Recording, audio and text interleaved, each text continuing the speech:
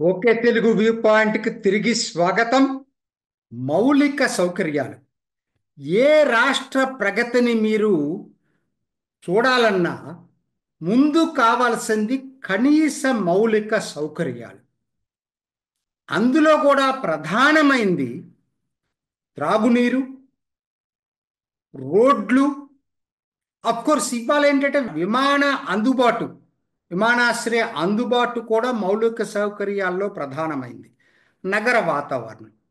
ఇవి ఏ పెట్టుబడిదారుని ఆకర్షించాలన్నా ఇవి కనీసంగా ఉండాలి. మరి ఇప్పటి వరకు ఈ అంశంలో దేశంలో సదరన్ స్టేట్స్ ముందంజలో ఉన్నాయి, వెస్ట్రన్ స్టేట్స్ ముందంజలో ఉన్నాయి. వెస్ట్రన్ స్టేట్స్ అంటే మహారాష్ట్ర అండ్ గుజరాత్.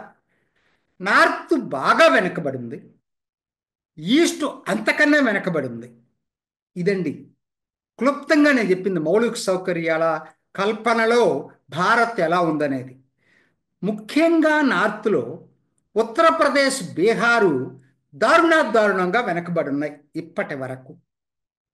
మరి యోగి 2017లో వచ్చిన తర్వాత ఆ ముఖ చిత్రం మారిపోయింది. ఉత్తరప్రదేశ్ వరకు ఉత్తరప్రదేశ్ ఇవాళ మోస్ట్ హ్యాపెనింగ్ స్టేట్గా మారిపోయింది.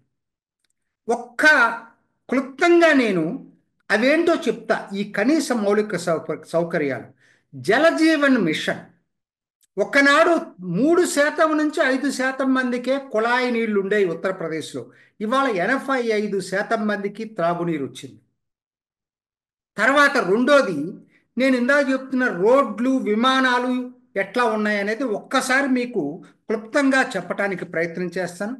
ఇప్పటికీ రోడ్లు, ఎక్స్ప్రెస్ వేలు ఏ రాష్ట్రంలో లేనట్టుగా ఉత్తరప్రదేశ్లో 6 ఎక్స్ప్రెస్ వేలు ఇప్పటికే ఉన్నాయి.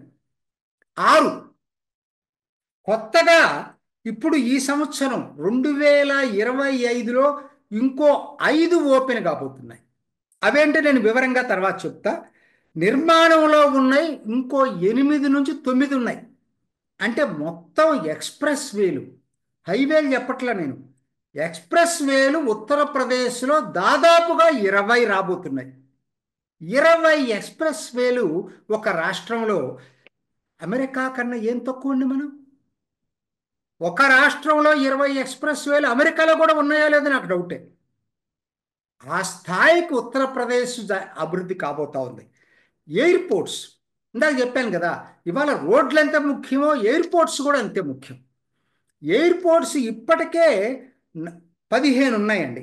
4 అంతర్జాతీయ విమానాశ్రయాలు, 11 దేశీయ విమానాశ్రయాలు. 15 ఉన్నాయి.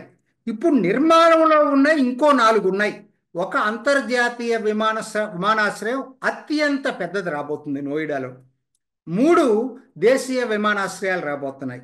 అవి కాక భూసేకరణ దశలో ఉన్నాయి ఇంకో 2 ఉన్నాయి.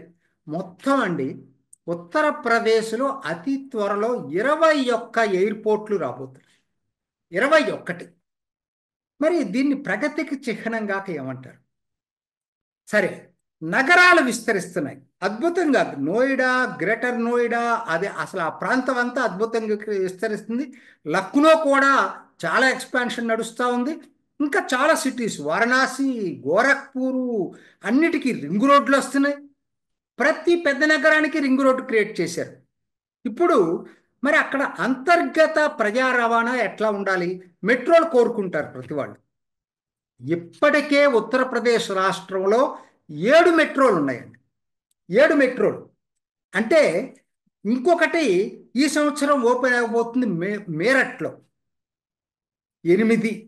ఇప్పుడు ప్రతిపాదన దశలో ఉన్నాయి ఇంకో 7 నగరాలకి.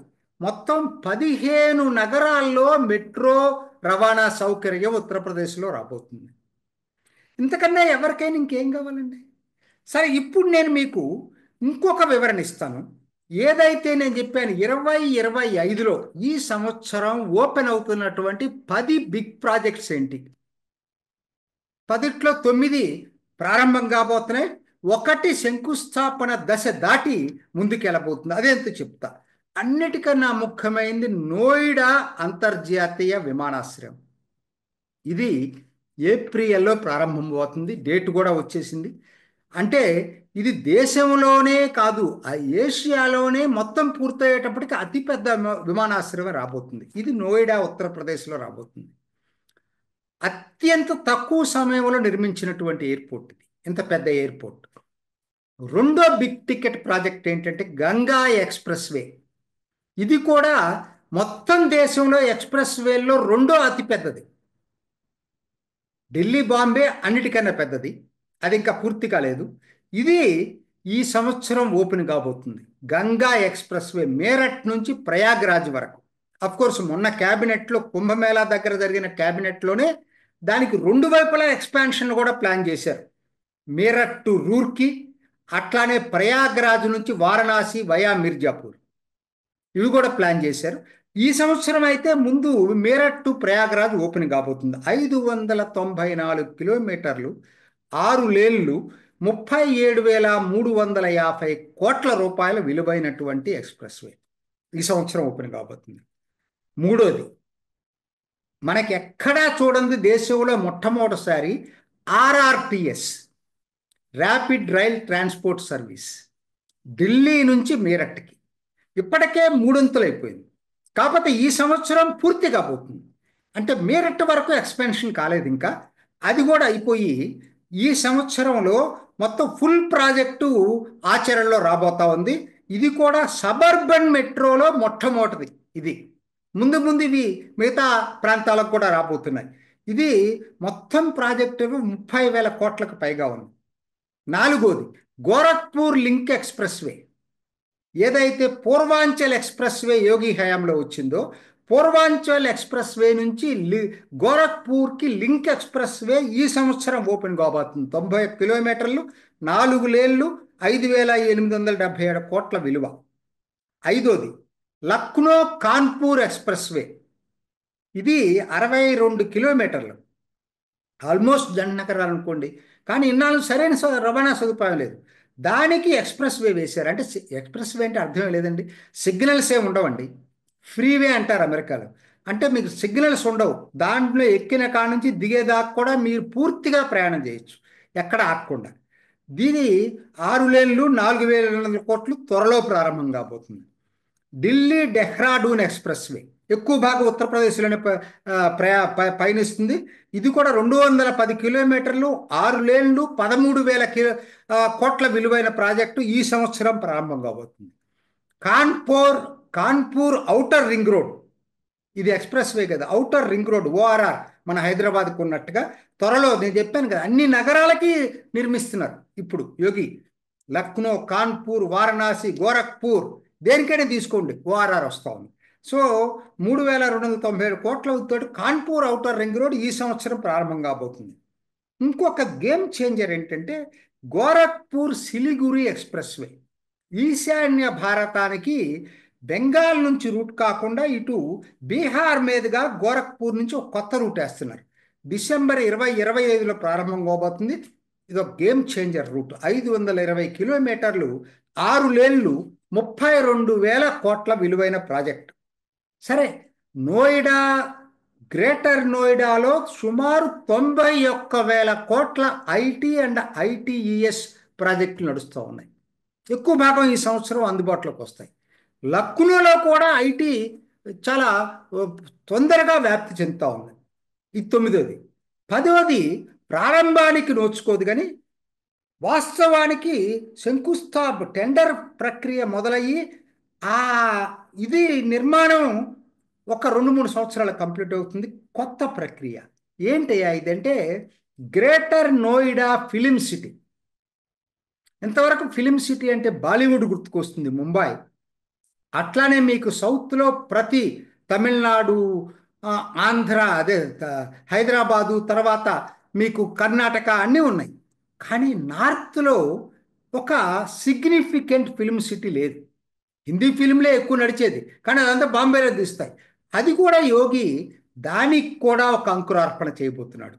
780 ఎకరాలు మొత్తం ప్రాజెక్ట్ అయితే మొదటి దఫా కింద టెండర్లు పూర్తవుతున్నాయి. ఇది ఇప్పుడు ఈ మొదటి దఫాలో 230 ఎకరాలు ఉత్తర భారతంలో మొదటి మెగా ఫిల్మ్ సిటీ.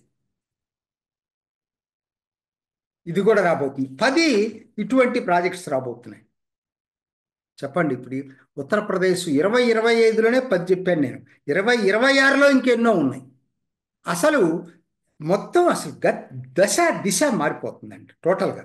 ఎంఎస్ఎంఈలు చూస్తే లార్జెస్ట్ నెట్వర్క్ 99,000 ఎన్నో ఉన్నాయి, ఇది ల్యాక్స్ ఇక్కడ ఉత్తరప్రదేశ్. అత్యంత ఎక్స్పోర్ట్స్, చాలా కన్సిడరబుల్ ఎక్స్పోర్ట్స్ అవుతున్నాయి ఉత్తరప్రదేశ్ నుంచి. జిల్లాకు మెడికల్ కాలేజ్, 75 జిల్లాలకి 75 మెడికల్ కాలేజీలు, 3 ఏఐఎంస్లు ఉన్న ఒకే ఒక రాష్ట్రం, 3 all India institute of medical sciences కాక బిహెచ్యు ఇండియన్ మెడికల్ ఇన్స్టిట్యూట్ కూడా ఉంది ఒకటి. దానికి కూడా ఏఐఎంఎస్ హోదా ఇచ్చారు. 4 ఉన్నట్లు లెక్క అక్కడ. తర్వాత 12 కొత్త యూనివర్సిటీలు, 10 ప్రైవేట్ యూనివర్సిటీలు ఓపెన్ చేశారు. సెకండ్ లార్జెస్ట్ మెడికల్ సీట్స్ ఉన్న రాష్ట్రం ఏదైనా ఉందంటే ఇప్పుడు ఉత్తరప్రదేశ్, మొట్టమొదటి కర్ణాటక. నెక్స్ట్ ఇయర్కి కర్ణాటకను దాటి లార్జెస్ట్ మెడికల్ సీట్స్ ఉన్న రాష్ట్రంగా ఉత్తరప్రదేశ్ ఎమర్జీ కాబోతుంది. అందుకే ఉత్తరప్రదేశ్ బీమారు రాష్ట్రం వల్ల దేశానికి చుక్కాని రాష్ట్రంగా మారబోతాం. ఇది ఈనాటి ఓకే తెలుగు వ్యూ పాయింట్. మరొక ఎపిసోడ్లో మళ్ళీ కలుసుకుందాం. నమస్తే. చూసారు కదండి. మరి ఈ వీడియో కనుక మీకు నచ్చినట్లయితే ఒక లైక్ కొట్టేసి మీ అభిప్రాయాన్ని కూడా కామెంట్ బాక్స్లో తెలియజేస్తూ ఇలాంటి ఇంట్రెస్టింగ్ అప్డేట్స్ కోసం మా ఛానల్ని సబ్స్క్రైబ్ చేసుకోండి.